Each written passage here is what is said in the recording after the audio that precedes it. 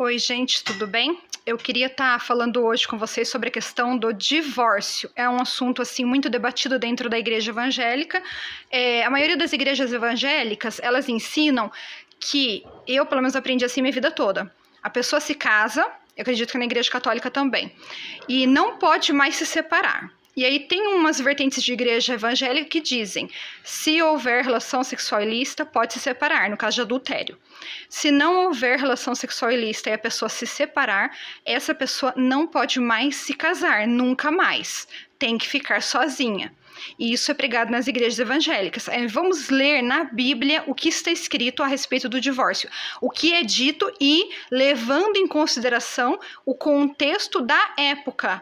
Como era a condição da mulher, do homem, como que era a condição de vida, a condição social e como que era o casamento da época. Eu vou dar aqui um esclarecimento sobre como que funcionava as questões de casamento na época em que Jesus Cristo falou, em que Moisés, no Velho Testamento, depois Jesus Cristo, Malaquias falou, Deus fala que odeia o repúdio. Vamos entender o que é o repúdio. Vamos entender como que funcionava a vida do homem e da mulher na época de Moisés, na época do Antigo Testamento, na época do Novo Testamento, na época de Paulo. Após, a morte de Jesus e antes também quando Jesus falou sobre o casamento, que sempre Deus falou que seria homem e mulher, cada marido tem a sua esposa, cada esposa tem seu marido. E o que acontecia no Antigo Testamento, na época de Moisés? Desde quando a maldição foi lançada sobre a mulher no Éden, Gênesis 3,16, o seu marido te governará. Ela se tornou escrava. Aí as mulheres eram vendidas, eram trocadas, eram dadas para serem garotas de programa, elas eram dadas para serem sacrificadas, elas eram dadas para serem escravas, para serem esposas concubinas ou qualquer coisa que o seu senhor desejasse. Isso você vê também na história lá de Ló, quando ele ofereceu as duas filhas para serem por todos aqueles homens da cidade de Sodoma e Gomorra. Você vê também na história do Levita, e no Levíticos 19, se não me engano, você vai ver a história lá de que o homem velho que acolheu o Levita e a concubina, ele ofereceu a filha dele virgem e a mulher, que seria a concubina daquele Levita, para os homens, também. Uns dizem que era 100, 200, uns dizem que era 400 homens. E dizem que era mais de 1000, Nós não sabemos ao certo. E ele ofereceu essa mulher para ser abusada por esses homens, e ela foi entregue na mão desses homens e foi a noite inteira. E morreu no outro dia de manhã, ela estava morta aos pés da casa daquele homem. Então você vê, na época do Velho Testamento, na época até do Novo Testamento também, foi no século I, quando Paulo escreveu as cartas, após a morte de Jesus Cristo. E você vê ali que existe ali uma hierarquia e que o homem, ele não é só o dono do corpo da mulher. Ele é dono, na época lá, da vida dela, das decisões dela. Ele tirava as crianças, ele pegava ela, casava com outra pessoa, descasava, tirava da casa, levava para o templo da deusa, se quisesse que ela fosse usada como uma sacerdotisa, para se prostituir. Ela era jogada na rua e ela tinha uma dependência, não só que ela era uma propriedade, uma mercadoria do homem, mas ela tinha uma dependência do homem para viver. Então, sem o marido, a mulher morreria de fome. Mulheres não tinham trabalho, mulheres não ganhavam dinheiro, mulheres não trabalhavam com comércio, a não ser que elas vendessem algo para o seu senhor, que era o marido. Tudo era dele. Ela era também uma propriedade e ele tinha sobre ela título de posse. Então, esse é o contexto que nós estamos falando, tá? Quando um homem, lá na época de Moisés, repudiava, o que é repudiar? Em alguns lugares você vai ver repudiar, você vai ver igualando com divorciar. Repudiar não é divorciar. Repudiar e divorciar tem diferença. Repudiar é abandonar, desprezar, rejeitar, mas principalmente abandonar. Se uma mulher na época de Jesus Cristo, na época de Paulo, na época de Moisés, era repudiada, ela ficava na rua, porque ela não tinha trabalho. Consequentemente, ela teria que se tornar uma mulher, uma profissional do sexo, porque ela não tinha como comer, ela não tinha como sobreviver. Então, uma mulher repudiada ninguém queria. que a mulher era um peso morto, né? Então, assim, por que fala em Malaquias que Deus odeia o repúdio? Porque os homens, eles abandonavam a mulher. E aí, o que acontecia? Elas eram entregues às piores condições de vida, elas eram mortas, elas eram, né, abusadas de todas as formas, elas viviam em condições extremamente precárias e eram também amaldiçoadas por toda a população. Então, por isso que Deus falou que ele odeia o repúdio. E quando Moisés ele falou para os homens lá que repudiassem suas mulheres, dê-lhe carta de divórcio. Por quê? Porque uma mulher repudiada não é uma mulher divorciada. Existe diferença. Repudiada é abandonada, não é divorciada. E existe uma diferença que um casal da época de Moisés, da época do século I, que se separava, ele não era unânime, a separação não era que os dois decidiram se separar, porque a mulher vai ser abandonada ao léu do vento. A mulher ela vai ter que se virar para sobreviver, porque ela não terá mais o provedor, que era o único que ganhava dinheiro, que podia trabalhar e que tinha direito a posses. Então essa mulher, quando havia um divórcio, quem dava a carta de divórcio? O homem, não era a mulher. Então, era a mulher que sempre sofria a pior consequência porque ela era abandonada na rua. Ela ia para a rua, ela podia ter crianças pequenas, mas se ele repudiasse ela, ela ia para a rua, viver na miséria, na prostituição, nas piores condições de vida que se pode imaginar, que hoje já é terrível, imagina naquela época. E ela era tirada de dentro do lar, ela foi tirada, aquela menininha de 12 anos, de 11 anos, virgem, da casa do pai dela, ela foi tirada. Aí ele usou ela por 10 anos ali, para ele ela ficou velha, com 19 anos, 20 anos. Então ele abandona, porque ele quer outra, mas ele não pode sustentar, ele é pobre. Aí ele quer outra, então ele pega e ele abandona essa. Ele repudia. Então aí Moisés fala, quando você repudiar, você abandonar, dê-lhe carta de divórcio. O que não condiz com a nossa realidade hoje. Porque hoje a mulher trabalha, o homem não é proprietário da mulher mais. Então hoje a mulher, ela decide que ela não quer mais ficar com aquele homem. E o homem decide que não quer ficar mais com aquela mulher. É uma decisão dos dois. Então não pode se comparar com repúdio. O que Jesus fala em Mateus capítulo 5, versículo 31? Eu vou estar lendo aqui. Também foi dito, aquele que repudiar sua mulher, quer dizer, abandonar, dê-lhe carta de divórcio. Aí isso foi falado lá em Moisés, né? Aí Jesus diz, eu, porém, vos digo, qualquer que repudiar sua mulher, exceto em casos de relações sexuais ilícitas, a expõe a tornar-se adúltera. E aquele que casar com a repudiada comete adultério. O que Jesus Cristo quis dizer aqui? Ele disse, Moisés disse que se você repudiar, quer dizer, você abandonar sua mulher, na rua da amargura, dê-lhe carta de divórcio. Jesus disse, se você abandonar sua mulher, não sendo por causa de relação sexual ilícita, quer dizer, ela teve relação com outro homem, aí você pode abandoná-la, na visão de Jesus. Quando você abandoná-la, você tem que dar carta de divórcio. Por quê? Porque a mulher abandonada ainda é esposa daquele homem. Então ela precisa da carta de divórcio. Se ela não tiver uma carta de divórcio, você expõe ela a tornar-se adúltera. Por quê? Porque ela ainda é casada com aquele homem. E aí ela vai acabar se prostituindo. E ela vai acabar tendo relacionamento com outros homens na rua. E aí ela vai se tornar adúltera porque ela ainda é mulher daquele homem. Então por isso que tem que dar carta de divórcio.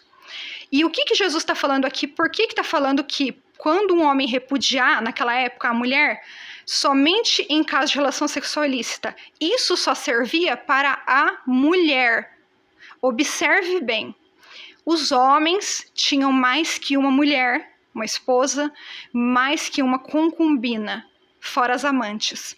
Então, quando fala da relação sexual ilícita, não está falando de ambos. Então, entenda bem a visão da época.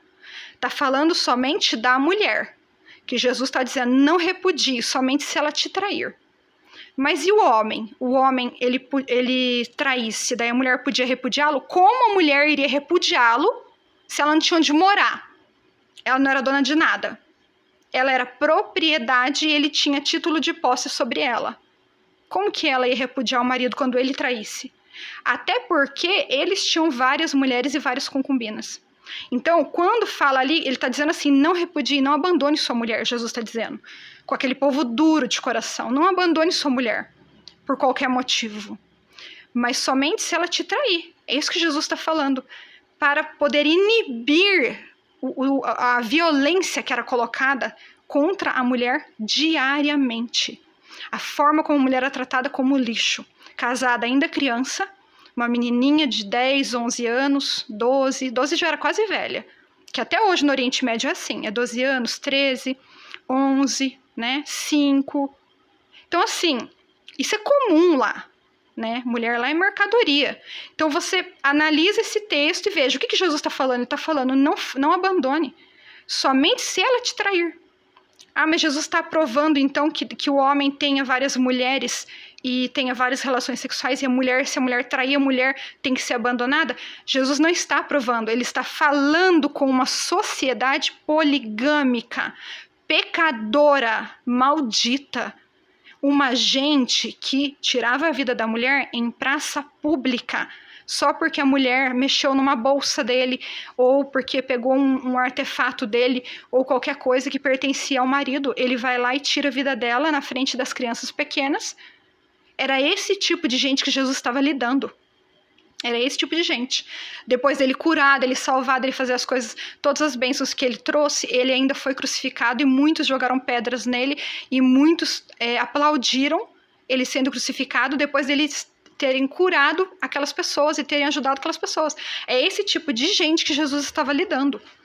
Então, é uma questão que você não pode pegar diretamente o que estava falando lá naquela época, naquele tempo, quando a igreja a graça nem tinha sido derramada, e você não pode pegar aquilo e colocar como regra para nós. Ah, Priscila, mas não, você acha certo então separar por qualquer motivo? Eu não acho certo separar por qualquer motivo, até porque ninguém se submete a um casamento e vai lá assinar os papéis lá no civil e vai lá e junta todas as suas coisas e muda e faz uma nova vida a dois. Ninguém faz isso para separar. Então, existem casos e casos. O que Paulo fala? Paulo fala aqui em 1 Coríntios capítulo 7, versículo 10. Ora, aos casados ordeno, não eu, mas o Senhor, que a mulher não se separe do marido. Eu vou ler aqui só na íntegra, tá? Depois eu vou ler inteiro.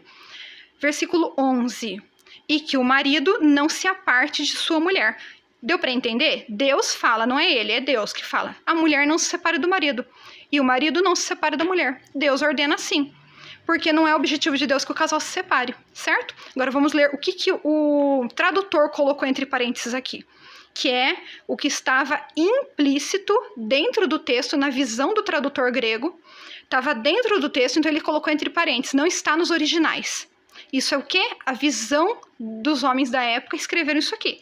Então analisa. Ora, aos casados ordeno, não eu, mas o Senhor, que a mulher não se separe do marido. Número 11, entre parênteses. Se, porém, ela vier a separar-se, que não se case, ou que se reconcilie com seu marido.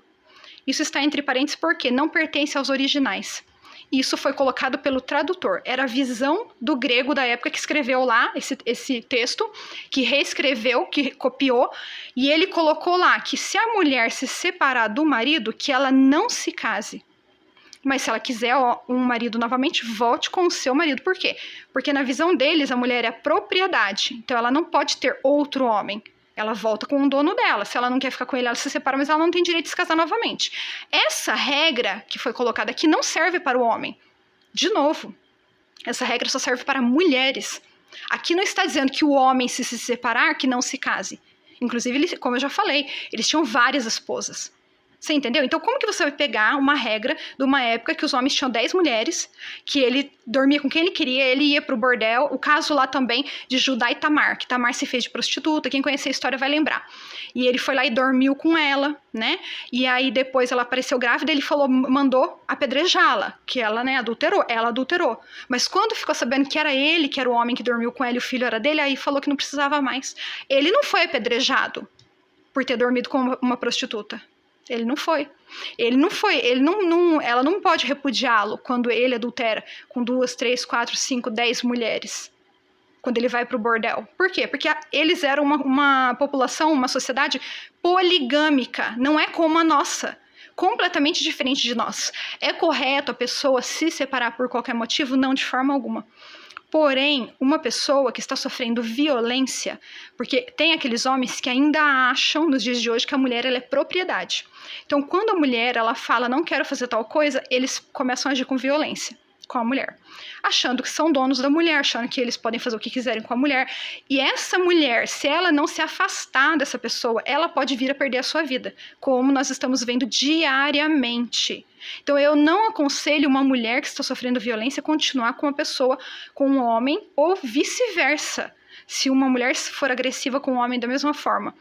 Porque você pode vir, isso vai escalonar, e vai piorando a violência, piorando, como a gente já viu várias questões, milhares de mulheres todos os dias. E isso aí vai fazer com que essa mulher venha perder a sua vida. Então, um homem, você tá com um homem violento, você se casou, ele é violento, ele bebe, sai fora. Primeira coisa, separa os corpos. Espera para ver, espera 1 ano, espera 6 meses para ver se ele mudou, se ele realmente se converteu, se ele realmente mudou de vida.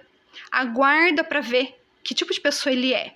Ah, porque a Bíblia fala que se separar não pode casar de novo se não for por relação sexual ilícita, não. Ali, na verdade, está falando para o povo daquela época somente para mulheres. Então você vai considerar que homens podem tanto adulterar quanto se separar e se casar novamente. Mulher não. Se a mulher adulterar, ela tem que ser repudiada. E se a mulher se separar do marido, ela deve ficar sozinha. É isso que está dizendo aqui. Então, você não pode considerar essa visão de época, inclusive que não está nos originais, né, para os dias de hoje. Porque então só a mulher não poderia adulterar. Só a mulher não poderia se separar do marido. O homem poderia se separar, poderia adulterar, poderia fazer o que quisesse. Não seriam regras iguais, como são 2 seres humanos iguais, mas que sempre é considerado que o homem é superior.